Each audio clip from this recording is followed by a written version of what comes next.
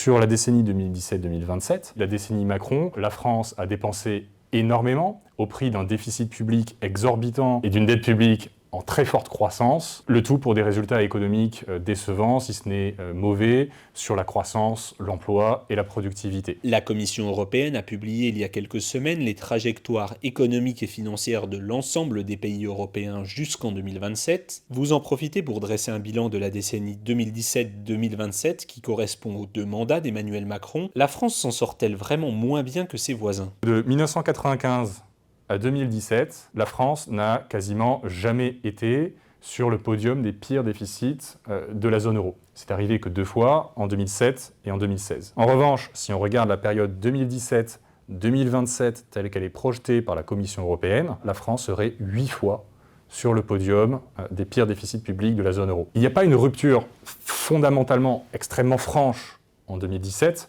En revanche, on voit qu'il y a un point de bascule dans la gestion relative des finances publiques en France par rapport au reste de la zone euro au tournant du milieu des années 2010. Et contrairement à certaines idées reçues, la France ne s'est pas endettée comme les autres pays européens. La France est beaucoup plus endettée que ses voisins. Si on regarde le déficit public, aujourd'hui, la France, c'est le pire déficit public de la zone euro. Et ce sera encore le pire déficit public de la zone euro en 2025 si on en croit les dernières prévisions économiques. Ces recettes publiques sont pourtant très élevées. La France est le pays le plus taxé de la zone euro. Mais malgré tout, on arrive à avoir des dépenses publiques supérieures à ces recettes. Et comment on fait pour dépenser de l'argent qu'on n'a pas ? Eh bien, tout simplement, on l'emprunte, et on emprunte massivement.